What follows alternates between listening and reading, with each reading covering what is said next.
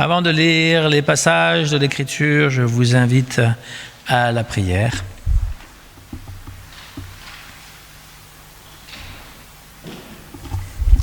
Seigneur, ouvre nos esprits à l'intelligence de ta parole et que nos cœurs demeurent brûlants tandis que tu nous parles, comme la pluie féconde la terre et fait germer la semence.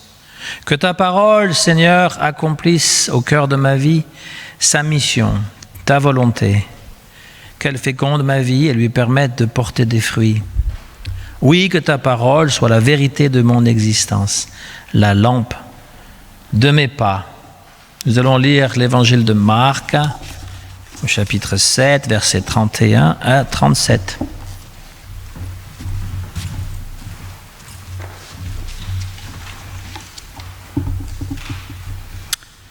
Jésus guérit un sourd-muet.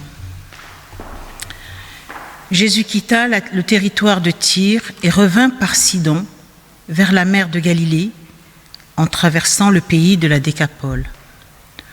On lui amena un sourd qui avait de la difficulté à parler, et on lui pria de lui imposer les mains.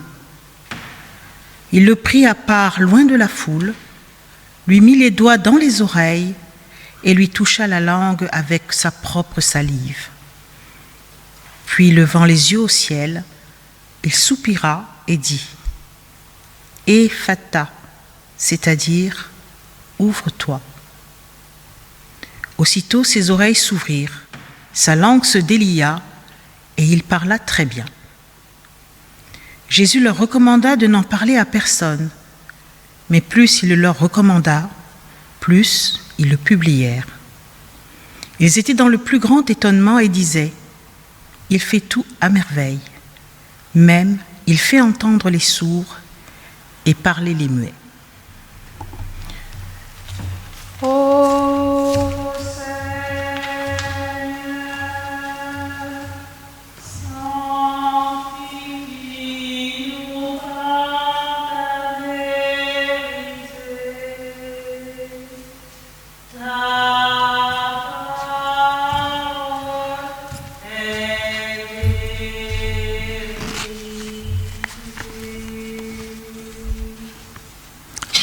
Ô Seigneur, sanctifie-nous par ta vérité. Ta parole est vérité.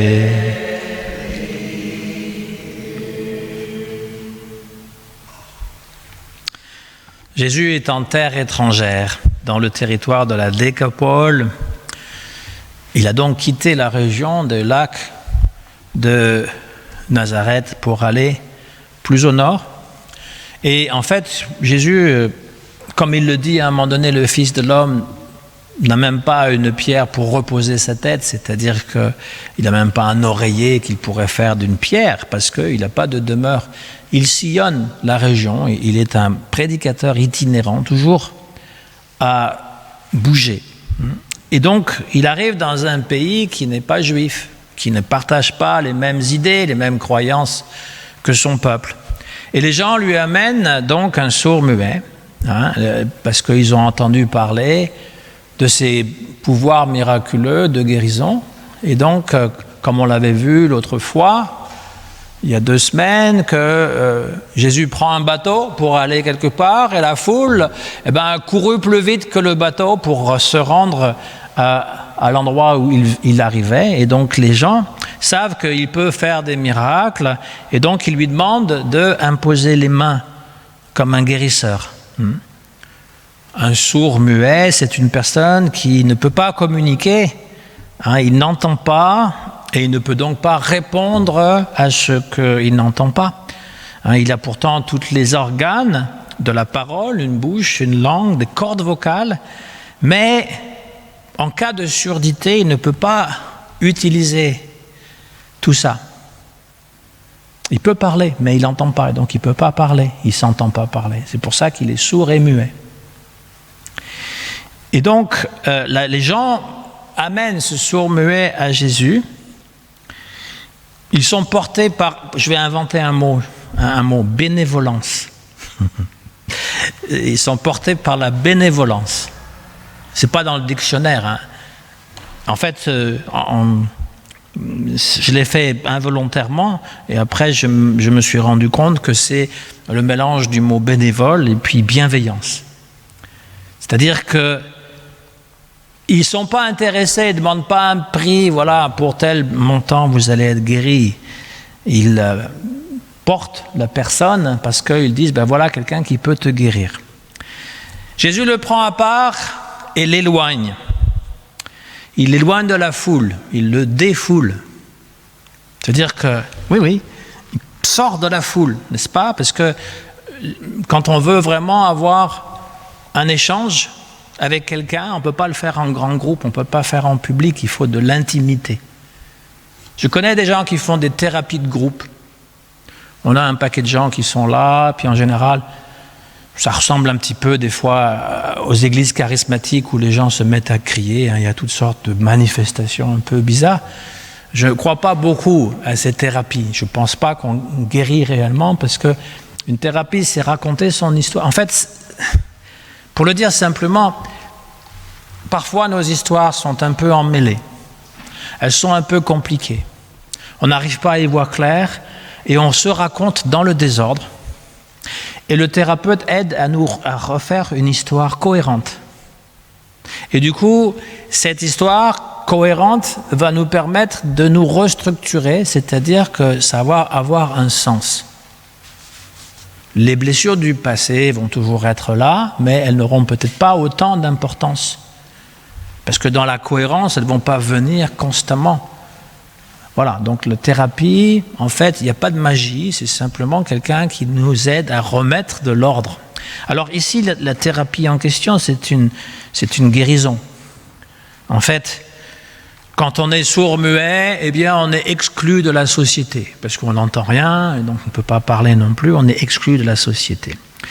Et donc, il l'amène à part, parce que c'est dans l'intimité que finalement ces guérisons se font, et il lui met les doigts dans ses oreilles, et il crache et il met de la salive sur sa langue, à lui. C'est dégoûtant, non? Il met les doigts dans l'oreille comme ça, et il prend la langue, il crache dessus. Ça ressemble un peu à un marabout hein, dans les pays, là, je veux dire, sorcier du village qui fait ce genre de choses, il y a même il va soupirer. Hein, Paul dit, nous ne savons pas comment prier, mais l'Esprit intercède pour nous par des soupirs inexprimables. Moi, j'aime beaucoup ça, c'est parce que, en fait, dans la prière, c'est pas tellement les mots qui passent, c'est les soupirs. Par exemple, une prière où on a besoin d'être délivré d'une souffrance, par exemple, c'est pas tellement ce qu'on dit, c'est la souffrance. Ces soupirs, n'est-ce pas? C'est ça qui finalement sont entendus par Dieu. Bon, c'est pareil que le thérapeute, hein, je veux dire, vous racontez des choses, et ce qu'il entend, c'est la souffrance à travers les mots. Il y a des mots M-A-U-X qui passent à travers des mots M-O-T-S. On arrive à nommer les choses. Alors lui, il ne parle pas, lui, il ne peut pas rien nommer, mais il fait ça, il fait ces paroles, enfin, des gestes un peu magiques, et puis il lève les yeux au ciel. Le sourd-muet, il n'entend pas, il ne peut pas parler, mais il n'est pas aveugle. Il voit bien que Jésus est en train de faire quelque chose et qu'il prononce un mot, Ephrata. C'est de l'araméen, ça veut dire « ouvre-toi ». L'évangile de Marc est un peu particulier parce que, à certains épisodes, il va citer ce que Jésus dit dans sa langue maternelle, qui est l'araméen. Alors l'araméen, c'est une forme d'hébreu plus simple. Et donc, on a par exemple la fille de Jaïros, on avait vu la jeune fille qui est morte, il dit, elle dort simplement, il va la voir et lui dit, Talita koum. Voilà, jeune fille, lève-toi. Mais c'est dit en araméen et après traduit. Là, Ephrata, ouvre-toi. Et puis sur la croix, il va citer le psaume 22. Eli, Eli, lama sabachthani. Les gens ne comprennent même pas ce qu'ils disent, parce que c'est cité en araméen, qui était la langue parlée dans son pays à cette époque. Le renvoi à la langue maternelle de Jésus, ça rappelle que son enseignement verbal a touché nos oreilles. Comme le dit Umberto Eco, une traduction dit presque la même chose que ce qui est dit. Presque, pas tout à fait. Les paroles originelles ont plus de puissance. Et donc, il faut pouvoir entrer dans le mot barbare de l'autre. Les Grecs appelaient les barbares ceux qui ne parlaient pas la même langue qu'eux, parce que ça faisait blabla, blabla, barbare. Et donc, ils disaient, c'est du barbare. Qu'est-ce qu'ils parlent ? Ils parlent barbare. Donc, tous ceux qui ne parlaient pas grec, ils parlaient barbare. Et il faut pouvoir rentrer dans la langue de l'autre. Ici, nous avons quelqu'un qui est affecté par la surdité, donc qui ne parle pas. Dans les années 60, entre les années 60 et 80, sont venus les signes pour les sourds muets. Et c'est assez extraordinaire qu'ils peuvent communiquer, quand évidemment on connaît la signification des signes, en tout cas entre eux. Entre deux sourds, ils peuvent communiquer. Et parfois, c'est assez étonnant de voir qu'ils semblent avoir une discussion animée, parce que les signes vont très vite. Et même à la télévision, vous avez vu que des fois, il y a quelqu'un qui fait des signes pour traduire ce qui est dit. Et donc, ça leur permet de sortir d'un monde dans lequel ils étaient enfermés pour pouvoir communiquer. On a fait aussi la même chose, enfin, quand je dis on, c'est pas moi, mais le braille pour les aveugles, donc ils peuvent lire un livre au toucher. Et c'est assez extraordinaire quand même d'y penser, qu'on y pense, qu'on a pu finalement penser à tous ces gens qui étaient exclus du monde de la communication et qu'on a pu faire en sorte qu'ils se tiennent au courant, qu'ils soient avertis comme nous le sommes. À l'époque, ce n'était pas le cas. On comprend bien que finalement, là, il est complètement emmuré. Donc il y a ce Ephrata. Jésus prie. Et puis, les oreilles, il a toujours les doigts dans les oreilles, je ne sais pas. Les oreilles s'ouvrent. Et donc, la langue est déliée. Il peut parler. Et donc, il est guéri et il se met donc à louanger Dieu. Et il lui avertit, Jésus lui dit, ne dis rien. C'est curieux quand même qu'il vienne le guérir. Il était muet, il lui dit, ne dis rien à personne de ce qui s'est passé. Mais comme sa langue est déliée, il va raconter à tout le monde ce qui s'est passé, évidemment, parce que c'est assez extraordinaire. Il faut se mettre dans la peau de quelqu'un qui n'a jamais parlé de sa vie et tout d'un coup se met à parler. On sait qu'il a aussi guéri des aveugles, Jésus, et des paralysés, et puis même des morts qui sont revenus. Et donc tout le monde est absolument stupéfait. Il dit, voilà quelqu'un qui redonne la vue aux aveugles, qui fait parler les muets et qui fait entendre les sourds. Et ça fait référence au texte du prophète Ésaïe qui disait que Dieu interviendra d'une manière extraordinaire. Et il fait la liste des guérisons miraculeuses que Dieu va faire. Alors s'ouvriront les yeux des aveugles et les oreilles des sourds. Alors le boiteux bondira comme un cerf et la bouche du muet criera de joie. Et le prophète Ésaïe continue en disant « L'eau jaillira dans le désert, des torrents dans les terres arides. Alors le boiteux bondira comme un cerf, la bouche du muet s'écriera de joie. Le pays torride se changera en lac, la terre et la soif en eau jaillissante. » Il y avait les gens qu'on appelait les utopistes qui voulaient refertiliser le Sahara, qui voulaient faire en sorte que l'eau de la mer ne soit plus salée. En fait, c'est toujours un projet en cours, ça, de refertiliser le désert et d'essayer de faire en sorte qu'on peut boire. Parce que l'eau potable est un problème dans beaucoup de pays. Il n'y a pas assez d'eau pour pouvoir boire, imaginez. Et donc, on est entouré par des océans, on a plein d'eau, mais c'est tellement salé que si on boit l'eau de l'océan, ça nous donne encore plus soif. C'est pour ça que si vous êtes abandonné en pleine mer sur un bateau, on peut survivre sans manger, mais sans boire, c'est impossible. Et ils sont entourés par l'eau, et ils ne peuvent pas la boire. C'est quand même le paradoxe, hein, parce que l'eau est trop salée. Et donc, Isaïe est en train de décrire un monde qui est utopique. Ça vient du grec utopos, un lieu qui est ailleurs, un lieu qui n'existe pas ici, mais qui est ailleurs. Et les utopistes, parfois, ont fait progresser l'humanité parce qu'ils ont pensé à ce que, finalement, on croyait n'était pas possible. Un jour, peut-être, réussirons-nous à faire en sorte que l'eau soit dessalée. Mais voilà, la connaissance que Jésus donne, la guérison que Jésus donne ne concerne pas uniquement le miracle de faire parler et d'entendre, même si c'est extraordinaire que quelqu'un qui n'ait jamais pu entendre et parler se mette soudainement à entendre et parler. C'est aussi l'ouverture de notre esprit. Parce que notre esprit, des fois, il n'entend pas. On a beau lui parler, il n'entend pas. J'ai vu ça hier, il y avait un couple que j'accompagne pour une cérémonie de mariage, et donc ils sont ensemble depuis le lycée, ils se connaissent, ils ont déjà 2 enfants, ils vont se marier, et l'homme pense que la cérémonie du mariage va changer quelque chose dans leur couple, va mettre un petit peu plus de...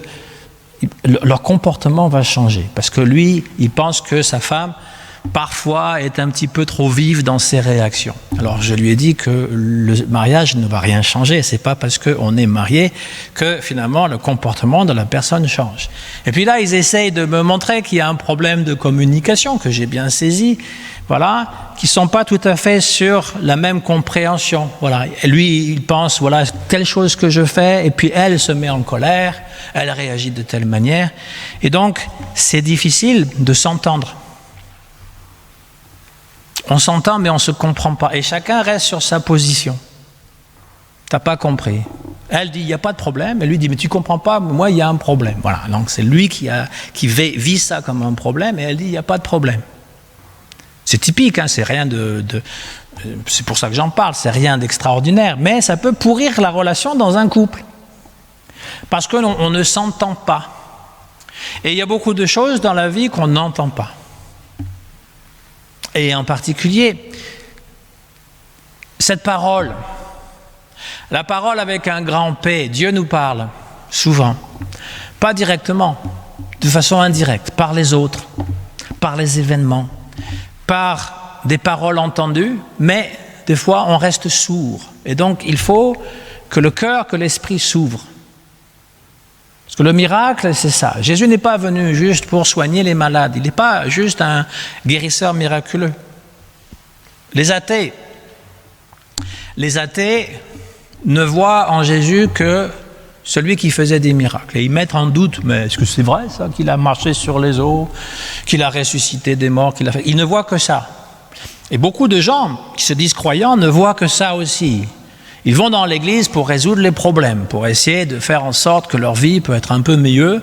Et s'il y a quelque chose, ils prient.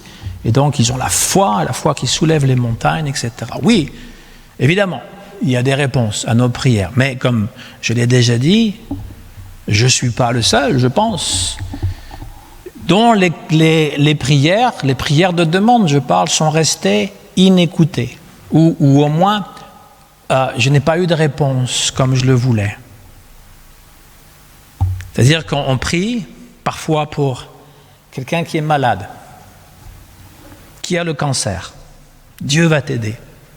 Il te guérit. Même il y a des gens qui prient comme ça. Il te guérit, il n'y a plus de problème. Et la personne meurt quand même.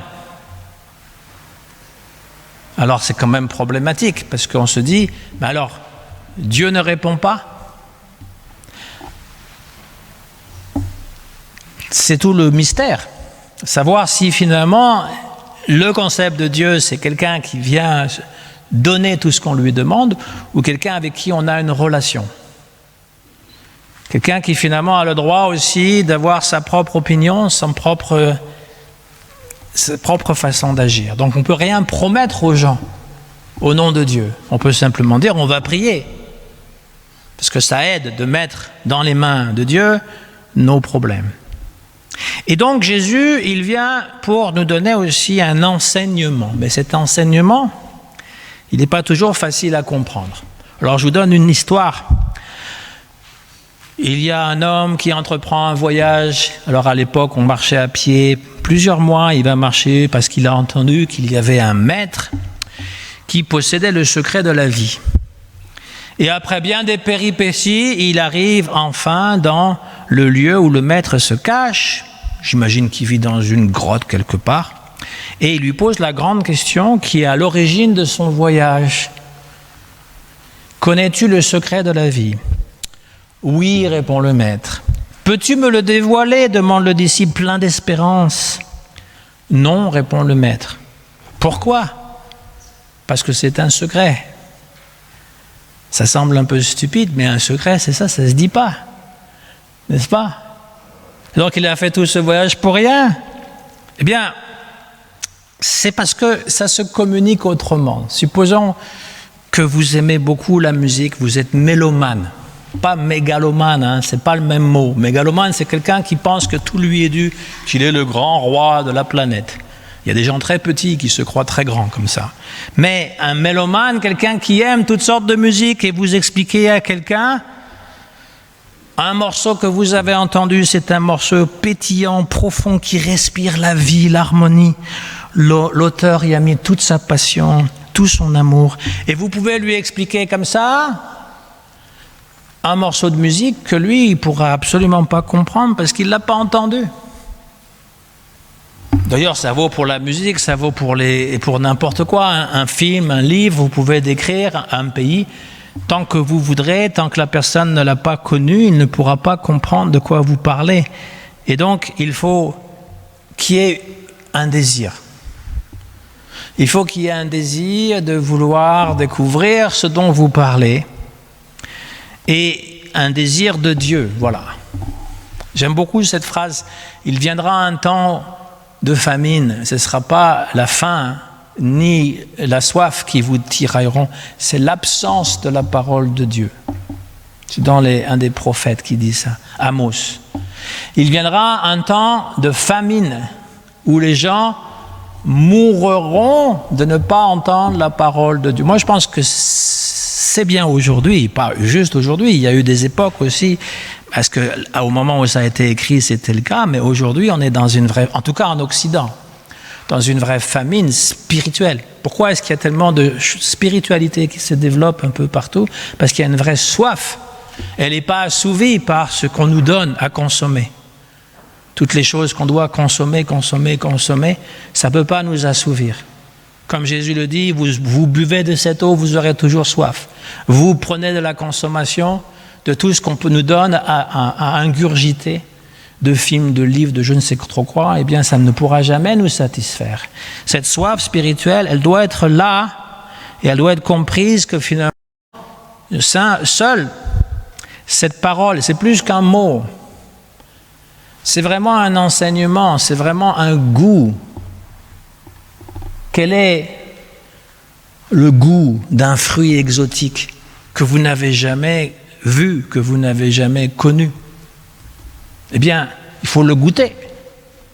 On a beau l'expliquer, rien ne peut remplacer l'expérience de goûter aux fruits. Jésus nous dit, vous êtes sourds. Il dit souvent à ses disciples, la dernière fois il disait, est-ce que vous êtes stupides à ce point ? Ah, par nous, un maître qui nous parle comme ça, voilà, ok, bye bye, hein, la compagnie. Hein. Mais c'est un maître et donc il enseigne ses disciples. Êtes-vous stupides à ce point de ne pas comprendre ce que je dis ? Parce que votre cœur est fermé, parce que votre compréhension n'est pas là. Ouvrez. Et c'est toute la difficulté d'accepter, d'ouvrir et de recevoir cet enseignement.